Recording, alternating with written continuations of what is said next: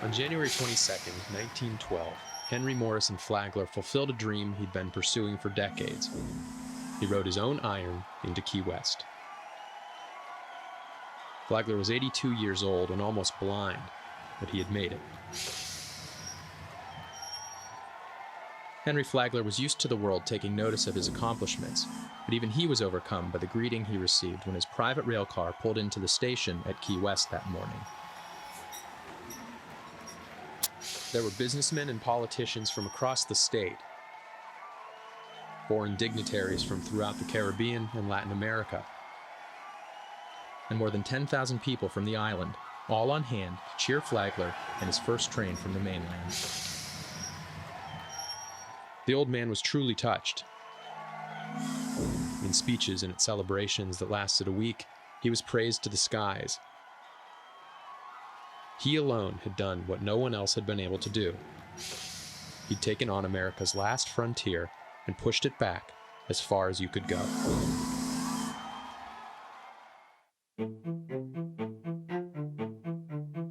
It's now been a century since Henry Flagler linked the state of Florida end to end with his railroad and chain of luxury hotels. What was then, in many places, waterlogged, bug-infested wilderness is now home to 19 million people, most of whom live in cities and towns that didn't even exist when Flagler was alive. The story of the century Flagler launched is the story of this stunning transformation. During this time, no state in the country changed more quickly, more dramatically, or came to symbolize the American dream in the way Florida did. And now, 100 years down the line, it's a story that has all of a sudden taken a turn in an uncertain direction.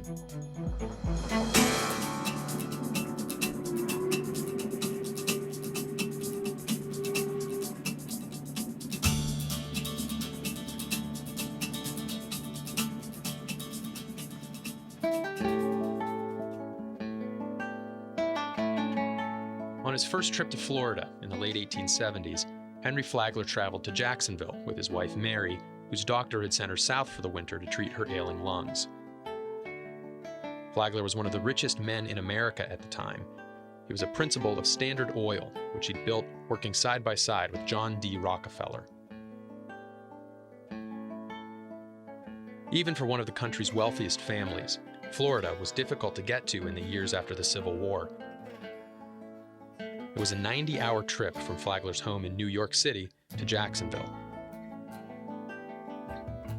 There were two ways into the state from Savannah, and it was said whichever one you chose, you'd wish you'd taken the other. While hard to reach, Jacksonville was a bustling commercial river port with a thriving resort business. A small clutch of downtown hotels catered to a clientele of mostly wealthy Northerners and invalids. After a few weeks in Florida, the Flaglers returned home. Mary appeared rejuvenated by her vacation, but soon took a turn for the worse. She died in New York in the spring of 1881. 2 years later, Henry Flagler returned to Florida on his honeymoon with a new wife, Ida Alice Shorts, who'd been one of Mary's nurses. They visited Jacksonville again, and then decided to take a riverboat tour up the St. Johns to the picturesque village of St. Augustine on the coast. They went to Jacksonville first and then on down to the hamlet of St. Augustine, and liked it. And Flagler, he didn't care very much for the quality of the hotel in St. Augustine, so he did what anybody with his amount of money would do. He decided to build one that he would like staying in. Henry Flagler kind of looked like a taller version of the Monopoly Man. He had that very dignified look, high forehead. He liked top hats, had that luxuriant mustache, kind of had a bit of a dandy look, but of course he really worked like a man obsessed. He was a very serious man. News that Standard Oil's Flagler was investing in St. Augustine sparked a small boom in land speculation in the tiny village. Word spread further when he opened the doors to his new hotel for the 1888 winter season. The Ponce de Leon was a $2.5 million Gilded Age pleasure palace designed to wow the senses of leisure-class tourists.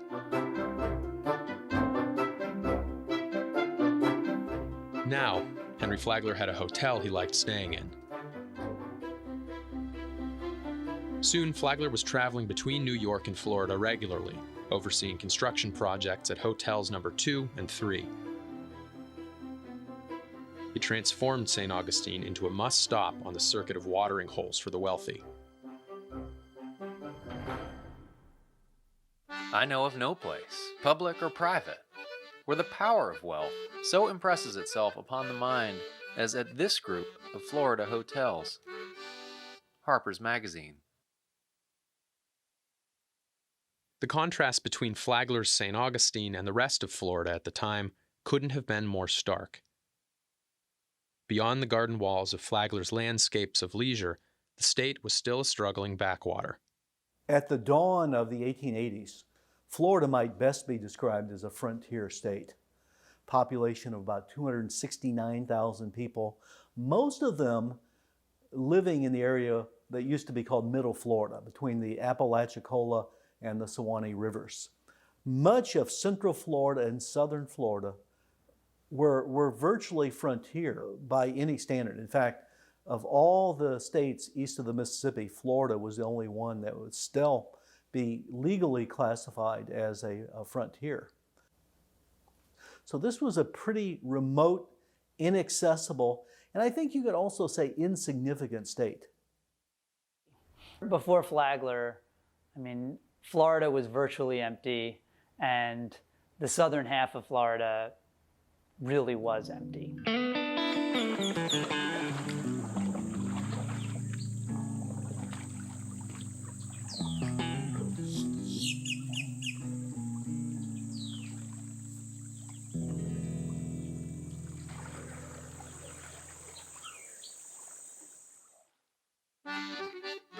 Traveling is the thing to do in Florida. But my experience in buying railway tickets in that state led me to regard it as a practice calculated to humble the rich more speedily than any anarchist plan of which I had ever heard. Harper's Magazine. One of the great conundrums for the United States in the late 19th century was, how do you get people to invest where no one lives? Why would you want to build a railroad to Palm Beach in the 1880s when there was a handful of fishermen there? It made no sense. So what the United States government and the state of Florida did was offer lavish inducements of land. Florida was cash poor but land rich at this time. The state of Florida had acquired millions of acres of land from the federal government in the 1850s in what was called the Swamp and Overflow Land Act. And that land was to be used for internal improvements.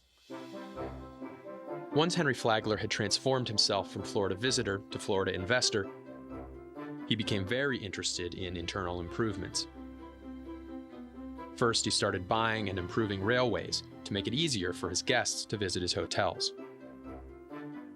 He bought the railroad between Jacksonville and St. Augustine and refurbished it and made it so that you could get on a train in Penn Station in New York and step down off that same train in St. Augustine and be taken by carriage over to one of the hotels. And people loved it. Before long, Flagler had moved on from buying railroads to building them. Within a decade of his first railway purchase, he'd extended his Florida holdings as far south as Lake Worth and was building hotels there to rival his St. Augustine ones. As before, real estate prices soared around Flagler's developments. In West Palm Beach, land that had just recently been considered worthless jumped to $1,000 an acre. This would happen all the way down the peninsula as Flagler pushed his railroad further and further into the wilderness.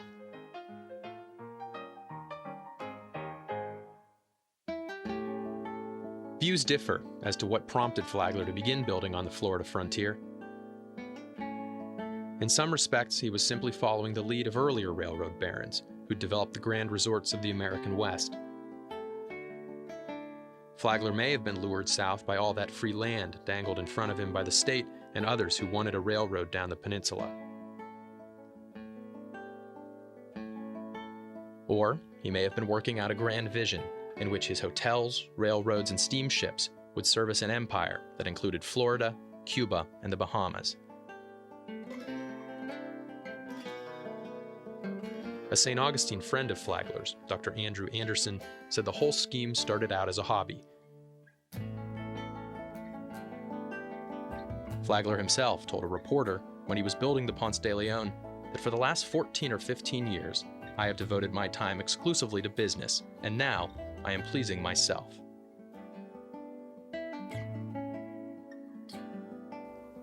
Through his own wealth and through timely investments, he creates a series of stunning hotels: the Ponce de Leon, the Alcazar, the Cordoba, the Ormond Beach Hotel, the Royal Ponciana, the Breakers, the Royal Palm. By 1896, Flagler had essentially transformed the wilderness, or extended the frontier, you might say, the last American frontier, all the way from Jacksonville to Miami.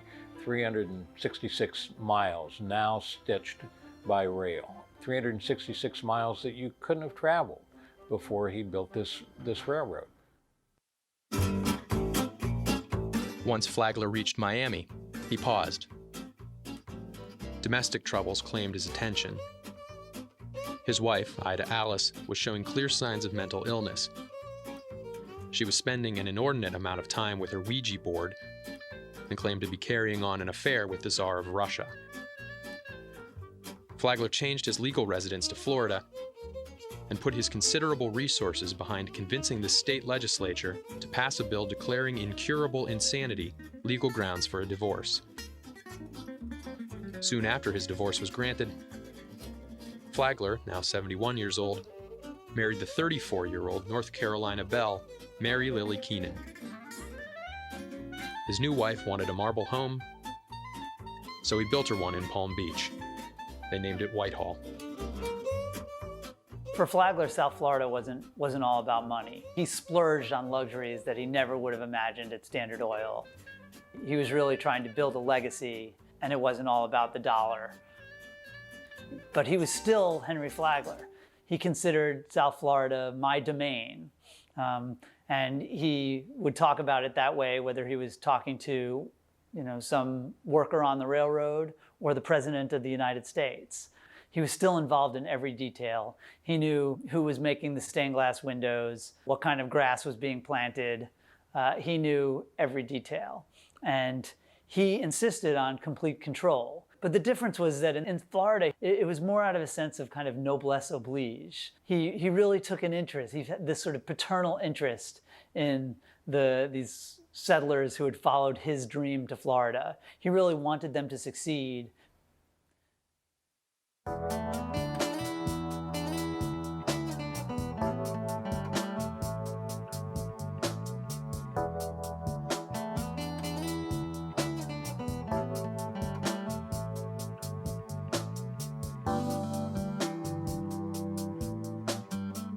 At the turn of the century, the lifespan of the typical American man was 49 years. Henry Flagler had never been typical. As the 20th century opened, he was in his 70s, and the boldest enterprise of his entire life was still ahead of him. People have been talking about running a railroad down the Keys since the 1840s. The state had chartered had granted charters for the development of railroads to several companies. But it was a lot like granting a charter to have the first McDonald's franchise on the moon. Until Flagler came along, nobody ever thought that you could realistically do such a thing. As a result of the Spanish-American War in 1898, Cuba had come under American influence and the trade with Cuba was increasing. And Teddy Roosevelt had been elected president and was proceeding to build the Panama Canal. Flagler saw Key West as a jumping off point to ship through the Panama Canal also. While the rest of Florida was still mostly wilderness, Key West had been a bustling seaport at the crossroads of the Caribbean for many decades. The island city had been first settled in the 1820s. Shipwreck salvaging, sponging, turtle harvesting, and cigar making had helped make it a thriving commercial center. Flagler liked to think of Key West as America's Gibraltar. You have to understand, at the time, Key West was far and away the most important city in Florida. There were 22,000 people living there. It was a thriving place. And in comparison, at the time, there were maybe 1,000 people in this rustic outpost of Miami. And then there was Key West with 22,000 people, and you couldn't get to it except by boat. In the summer of 1905, Henry Flagler announced his plans to build an oversea railroad to Key West. The conchs in the island city thought this was the best news they'd heard since the Cuban cigar makers had showed up on their docks. But there were some who thought Flagler had already squandered too much of his Standard Oil fortune in the backwaters of Florida. Originally, the project was derided in the press. One writer in the New York Journal called it Flagler's Folly. Flagler's Folly came about because some of his contemporaries thought he was wasting his money, and then other people said, well, it would never work. Why would you want to come to Key West? Nobody had ever tried to cross the expanse of water that was bridged in this project. A lot of people didn't think it was possible to come over that much lowland and water. From the mainland, he had to leave the Miami area, cross what's now the farming district south of Miami to the Keys, and then across the Keys and the open water for Key West, and you're 120 miles of obstacles, either swamps, water, small keys, filling, and of course the adverse working conditions. It was very hot and a lot of bugs, mosquitoes. Most of the labor for this job had to be imported from New York and Boston, Atlanta, New Orleans, and skilled labor, much of it high-rise steel workers came from Spain, boatsmen came from Grand Cayman. It was just an amazing undertaking. The logistics of building the overseas extension required a massive amount of coordination and work to the engineers to get the people here, the food here, protection of housing for the people as they moved down the Keys, the medical care, and the engineers to coordinate the arrival of supplies from worldwide here to do the task. They brought the sand in from the mainland of Florida to mix the concrete. They, of course, brought the rocks even from as far away as New York State, to the concrete from Germany, which was the best concrete to work, around salt water. Nothing like this had ever been done before, and people, quite frankly, weren't sure that it could be done.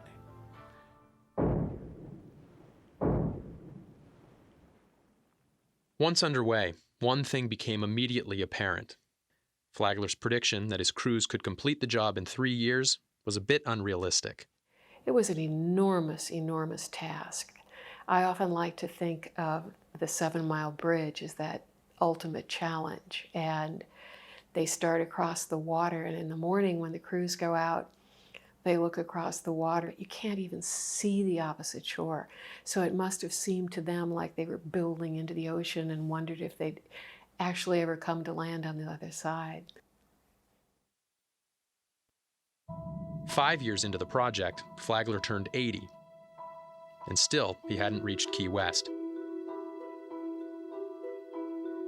Flagler wasn't a man disposed to displaying emotion, yet his railway engineers and workers knew how eager he was to see his impossible task completed.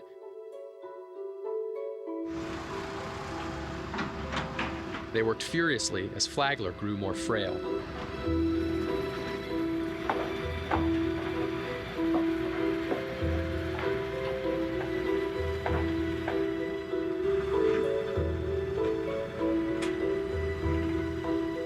Year after year, hurricane seasons came and went in the Keys. Flagler's work crews were hit 3 times as they made their way down the island chain. The first hurricane hit the railroad in 1906 and washed one of their houseboats, or they called them quarter boats, to sea. And a number of people on there, of course, would drown. Some were miraculously saved by passing ships. But it was the greatest one event of loss of life during the building of the railroad.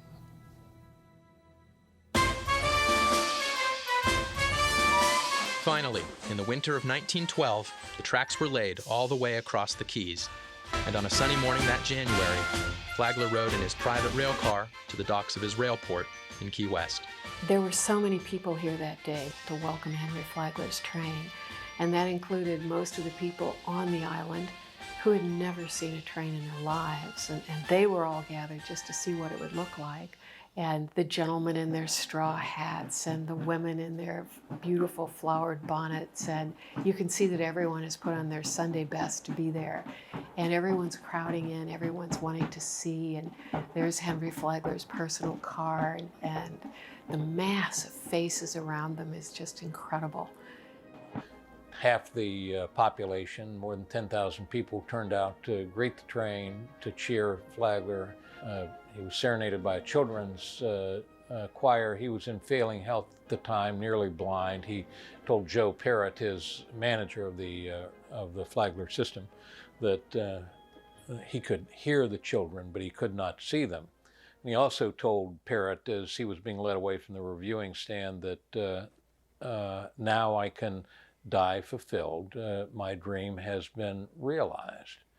And I think what he meant by that, obviously, was I have achieved the impossible. I've done what nobody thought could ever be done, and that's where the story for Flagler ended. But for all the people who'd come out to celebrate the fulfillment of Flagler's dream in Key West that day, and for all the people up and down his railroad who'd followed his dream to Florida, the story was just beginning.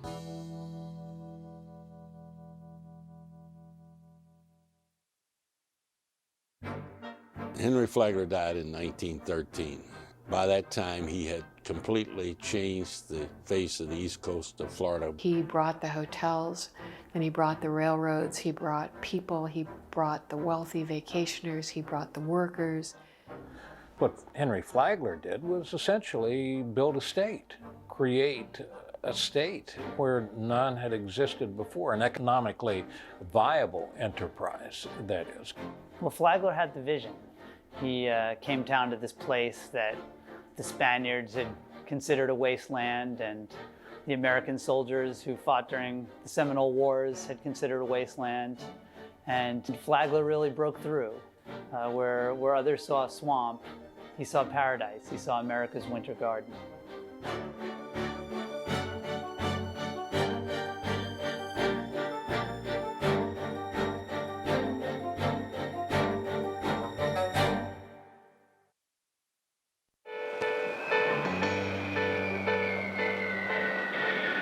Welcome to Florida. On behalf of the captain and the crew, we wish you a most pleasant day.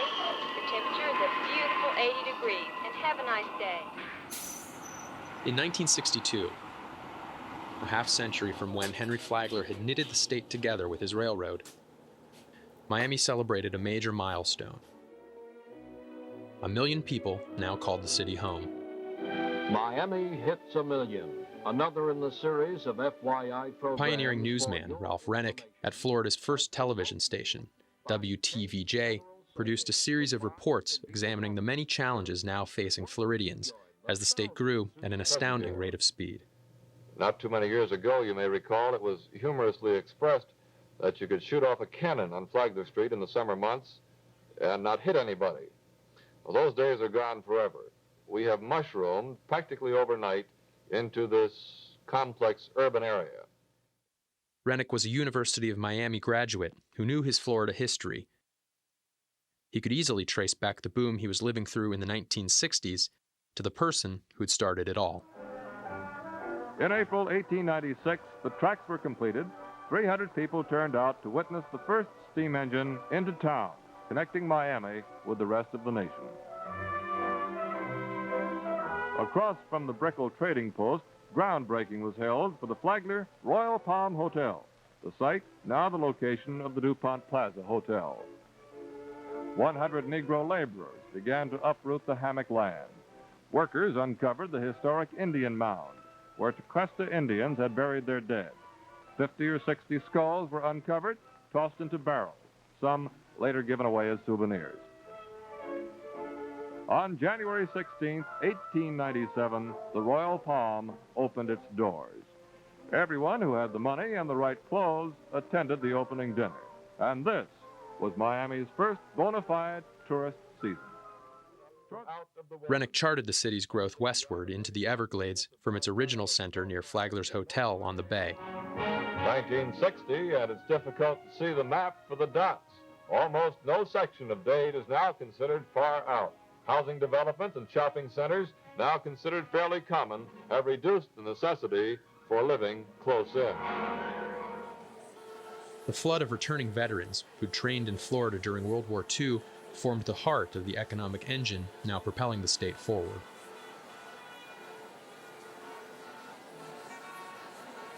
World War II is the linchpin between Flagler's Florida and this dream state of 2012 in many ways. World War II acted almost like a superconductor.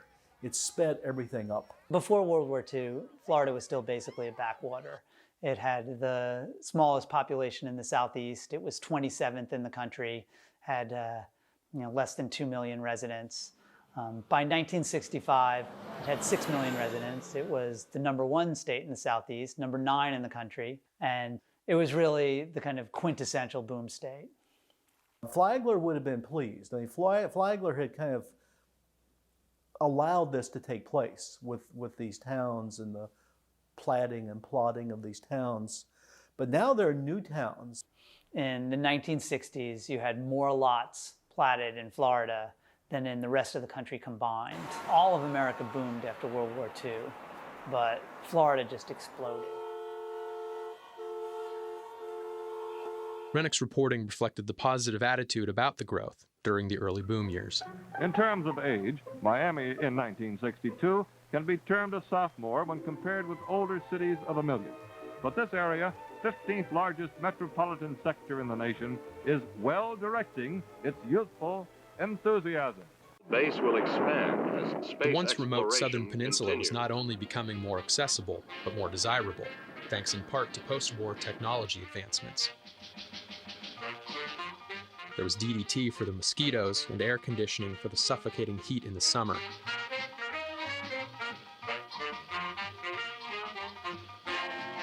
The big problem, how to get to Florida and how to get around once you'd arrived, was being solved by a new interstate highway system and the rise in popularity of commercial air travel. But one thing above all others made it possible for the masses to populate South Florida: water control. The Central and Southern Florida project, over time, would grab control of every drop of water that fell in South Florida and either shunt it out to sea or dump it in the Everglades or in Lake Okeechobee, and essentially would make sure that people could stay dry during the wet season and would have water during the dry season, which were things that in its natural state were not so easy. Something about the glades that calls to the sportsman, to the bird watcher, or to the... The Central and Southern Flood Control District described its mission as a delicate balancing act between protection and preservation. 1 million acres of this vast land is being preserved in its wilderness state by the Central and Southern Florida Flood Control District. The chief responsibility of the district is to protect a huge area of Florida from flood and drought. Before water control, settlement had really stuck to Flagler's vision of the coastal ridge. There were only about 150 square miles of South Florida that were actually disturbed and settled. But by the end of the 60s, that developed footprint had quadrupled. Water control was the chief enabler of post-war Florida's rapid growth. The main driver was tourism. Annual tourist visits had jumped from 2.5 million at the end of World War II to 15 million by the mid-1960s. and a Florida vacation was often just the first step on the path to becoming a Florida resident.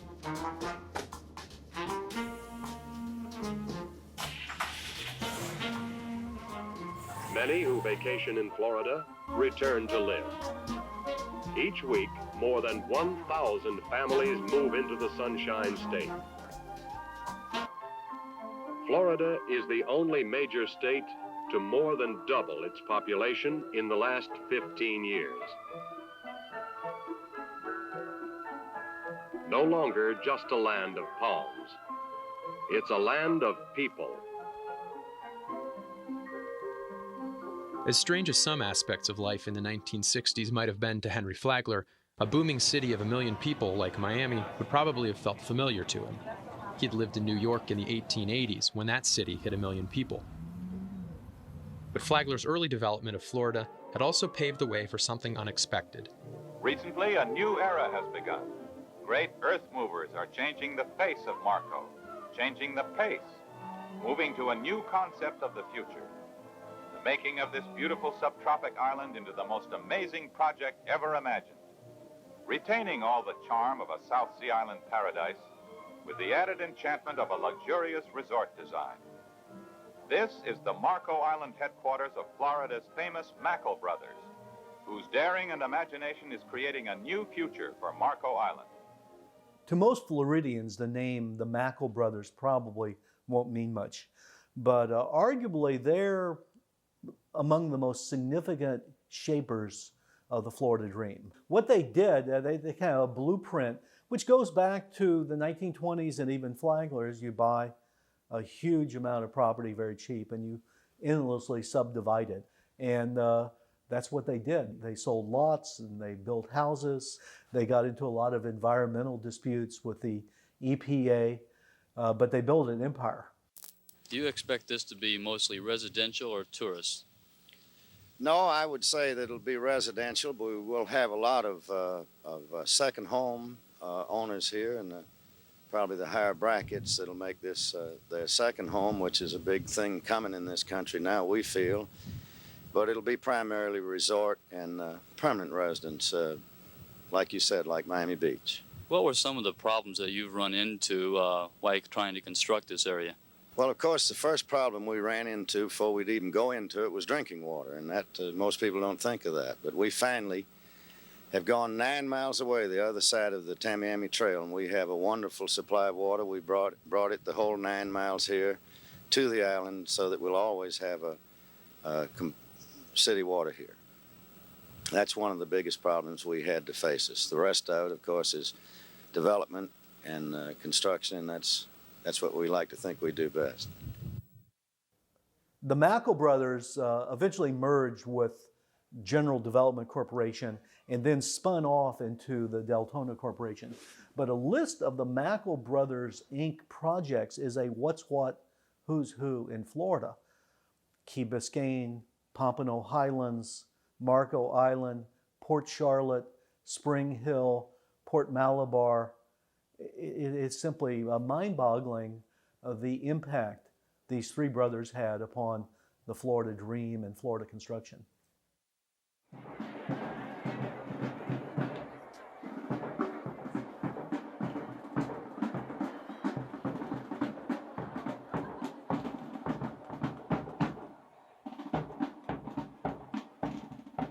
The Mackle brothers' first signature project was Key Biscayne. In the late 1940s, they purchased 227 acres for $870,000, which was a fabulous amount of money at that time. This was a wilderness, according to some people. Workers walked away because of mosquitoes. One of the first honeymooners there, the bride wouldn't get out of her car because of raccoons prowling around. But it turned out to be one of the most lovely projects in Florida history.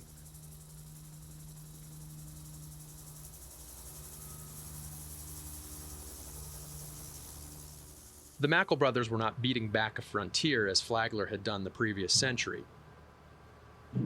Yet they did share his developer's opportunism.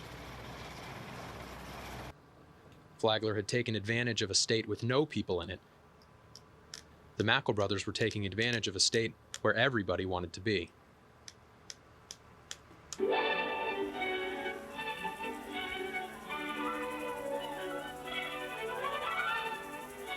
The Mackle brothers realized that they were part of almost a torrent of people moving to Florida.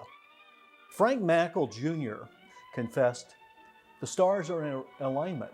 There's nothing we can do to stop people from moving to Florida. He said the unions are getting people shorter work weeks. The legislature is giving better pensions to state workers. Doctors are making people live longer. We can't fail in Florida. The Mackle brothers were simply building on what is almost an ancient formula in Florida.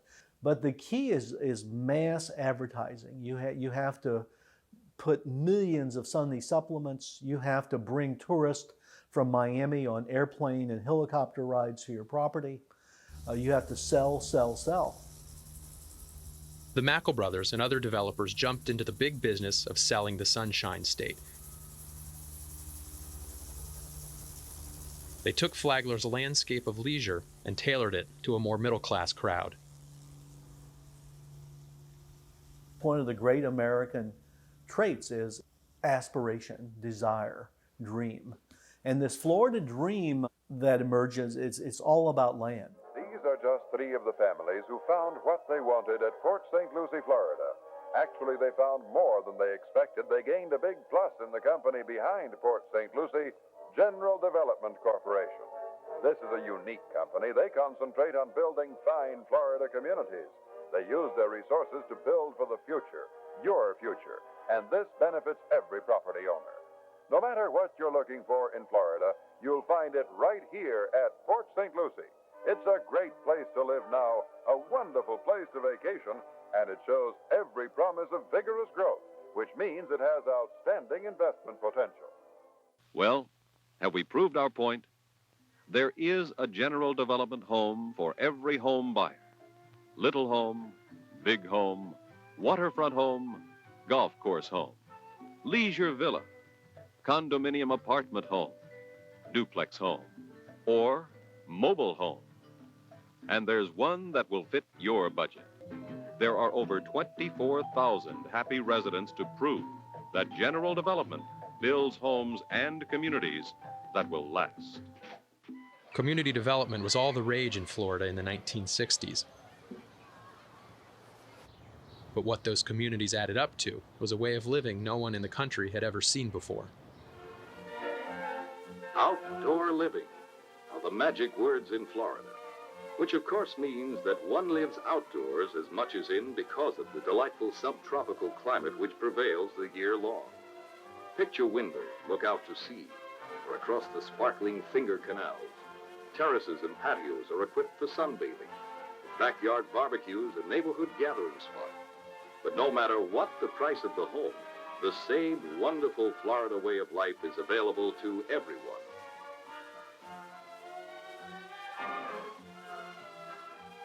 We had to come up with new words to describe post-war Florida. Words that would have made no sense in 1940. Edge city, boom burb, microburb, exurbs. Florida has it all in terms of the development. All of these are kind of words to describe sprawl. At the halfway point in the Flagler century, growth was still good. Whatever problems might arise from the millions of people relocating to the state, the way they were carving up the land, or the demands they were placing on the environment, would be for future generations to grapple with.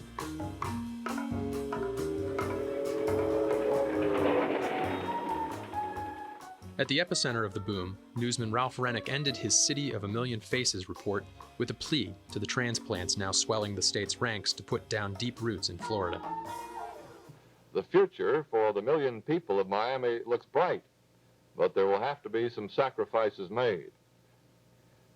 No matter where you came from, you are now a Miamian.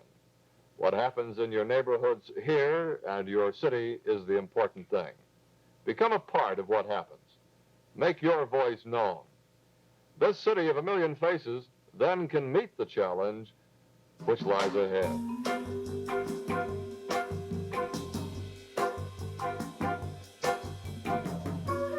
Rennick pitched his message as an appeal to civic pride, but the underlying meaning was clear.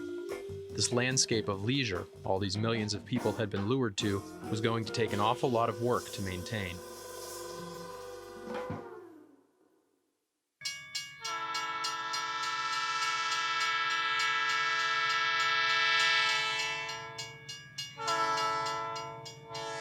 One of my favorite Flagler stories is when he was a very old man, a magazine writer came to interview him and was asking him about, what he did in Florida. And he said, when you started out, when you started building the railroad down here and there was nobody there, did you envision all this? Could you see it in your head? Flagler says, yes. And the guy says, oh, no, I'm probably putting words in your mouth. I don't mean to suggest it to you. I mean, could you see all this? Could you imagine all the settlement, the trains, the whistles blowing, the men building the rails? And Flagler says, yes. And the guy's kind of taken aback and he says, how clearly? And Flagler says, very clearly.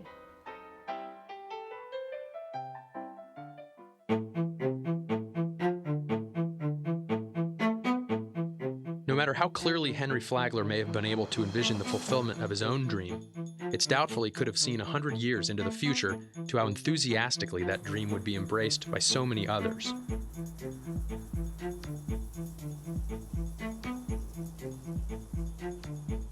The main catalyst for helping spread the post-war boom throughout the state and providing the momentum to keep it going for another few decades was unveiled at a press conference in the ballroom of Orlando's Cherry Plaza Hotel in November 1965.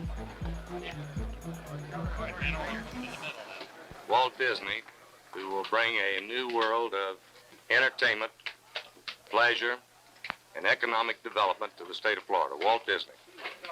Thank you, Governor. The Disney brothers had chosen Florida for the first expansion of their theme park empire because they, like Flagler, understood that vital connection between tourism and transportation. We've been making a survey of potential locations for an additional type of operation like Disneyland for the last 10 years. We surveyed the whole eastern coast. We narrowed it down to regions like Florida. And it just seemed to us that the lands available, the freeway routes coming from all directions, they bisect here. And, at the end of the press conference, Florida Governor Hayden Burns commented on the historic nature of the moment. I have made the appraisal that this is the most important day in the progress and the future development of this state. As the governor predicted, the Disney empire prospered and Florida tourism soared. And as many of those tourists became transplants, the state's population kept growing too. The decade of the 70s started dramatically. 1 million new residents between 70 and 73. In 74, the oil crisis, the first real challenge to Florida, people questioning Disney, but the boom continued. People bought big cars, moved to Florida, vacation in Florida. And altogether, the state added 3 million people in the 1970s. Just fastest growing state in America. The state would continue to repeat that performance, adding close to 3 million residents a decade into the 21st century. There was just this sense that real estate would always go up and Florida would always keep growing. And that was true until it wasn't. The image of Florida that Henry Flagler had created proved endlessly malleable and just as seductive. And the century of growth he had launched developed such momentum that it took a global economic meltdown, unseen since the Great Depression, to stop it in its tracks.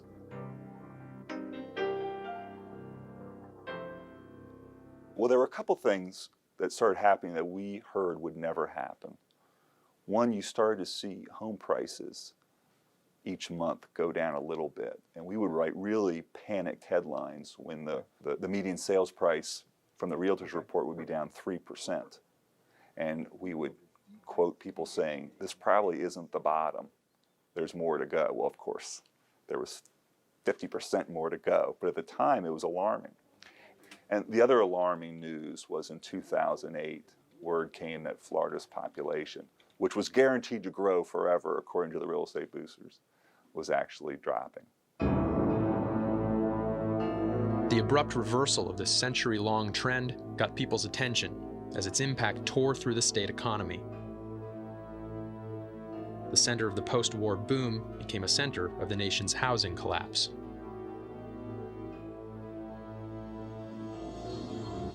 If you look at a chart of construction employment, both in the run-up to the peak years of the housing boom and then the subsequent collapse, it's very stark. I mean, it is just like a cliff, and hundreds of thousands of jobs, evaporate.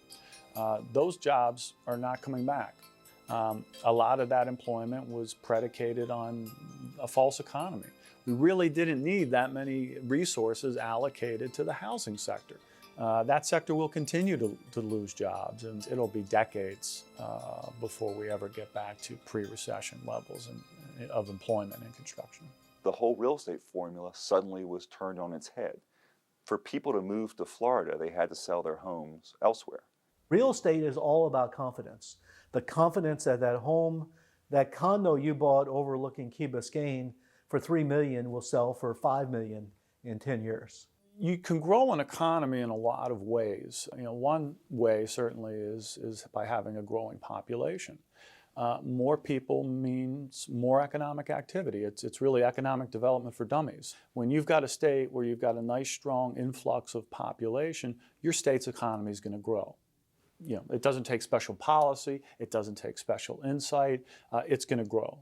Florida seemed to have a golden goose immune to economic recession. And this was for the future. 75 million baby boomers born between 1945 and 1964. All of them, it seemed, would have moved to Florida and just keep this real estate boom going. The flow of retirees dried up in the wake of this. People who were perhaps on the cusp of retiring or think about retiring in the near term were seeing the value of their home plunge. They were seeing the value of their retirement accounts plunge. And suddenly those retirement decisions were delayed. And we didn't have people coming into the state. And again, that's one of the drivers and has been a driver of Florida's economy. So that particular engine shuts down. Florida became a Ponzi scheme where you had 1,000 newcomers every day, and most of them were laying tile, or they were mortgage bankers, or they were real estate lawyers, or realtors, or they were drywall guys, or they were laying sod, or they did something else that depended on bringing in 1,000 more newcomers the next day.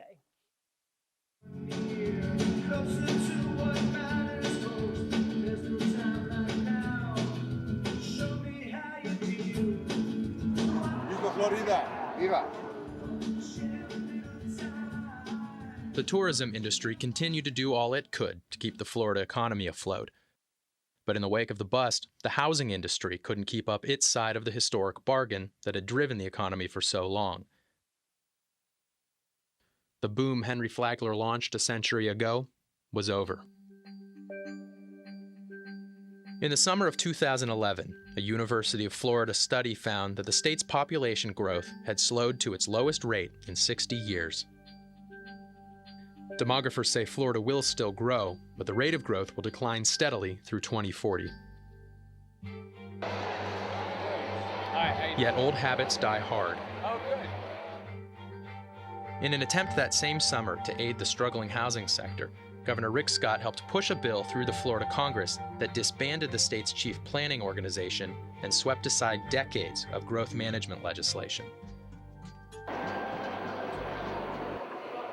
And at the fall 2011 Governor's Tourism Conference, Scott continued to highlight the key role tourism marketers play in propping up Florida's economy by transforming tourists into transplants. If it wasn't for tourism, there's no way that people would know what Florida's like. And they wouldn't think about moving down here when they retire or moving their businesses here as early as they can. We need to brag. We have so many things going for us. It seems to me you can take two lessons from the Great Recession. One, you can say, this is a crisis too good to waste. We need to seriously think about what kind of state we want for our children. Or you could take the lesson that seems to have been taken in Tallahassee. We told you what would happen when 1,000 people stop coming every day. So we have to make the state even more inviting for developers. We have to get rid of all the environmental laws. We have to have, it's kind of the Wild West 1945 again. Anything goes, anything for a job. In my conversations with legislators and some members of the political establishment, they're very pleased about their success in eliminating the Department of Community Affairs and the Growth Management Act. But they also recognize that they have been successful to the point that we may see cause to regret. And I think some of these politicians are already starting to wonder, maybe we need to have something in place of what we took away. The Great Recession in many ways could be a tremendous opportunity for Florida to catch our breath, look at where we're at and say, hey, how can we create more sustainable industries? How can we create more sustainable growth? How can we become a sort of more normal place that just happens to have great weather?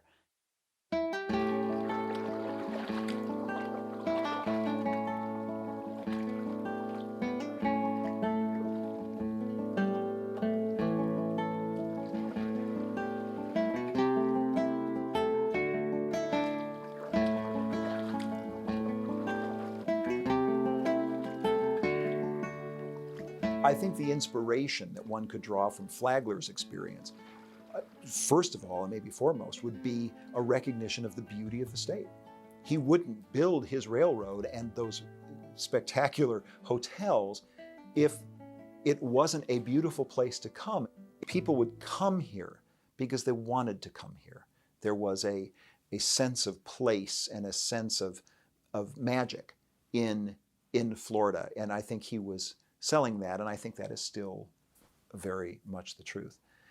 Secondly, there's a vision engaged here. There is a goal. There is I want to do this, and he had to sell a whole lot of people on that same common vision.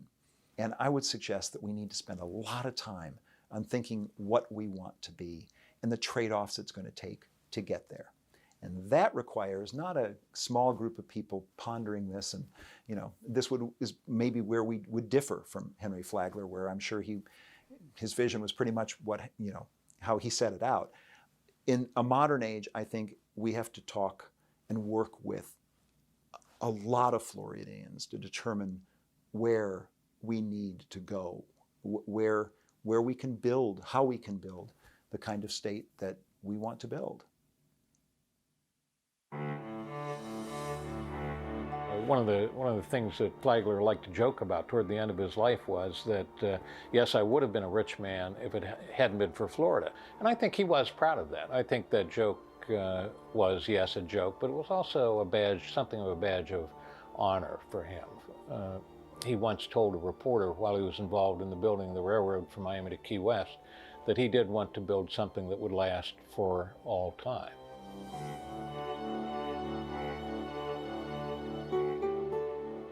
The crowning achievement of Henry Flagler's domain, the Oversea Railroad, did not last for all time.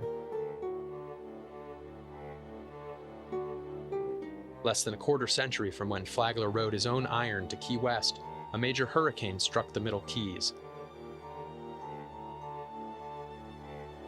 Estimates of the Labor Day 1935 storm clocked its wind speeds as high as 200 miles an hour, with a storm surge of 18 to 20 feet high.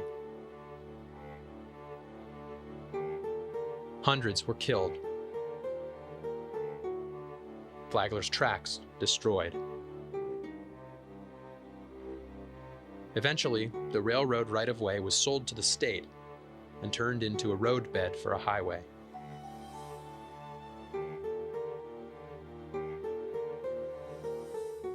But the railroad really isn't the legacy Henry Flagler left Florida.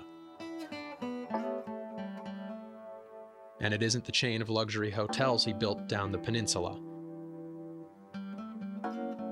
Flagler's real legacy is the Florida dream he created, that image of the good life that's been reinvented, repackaged, generation after generation.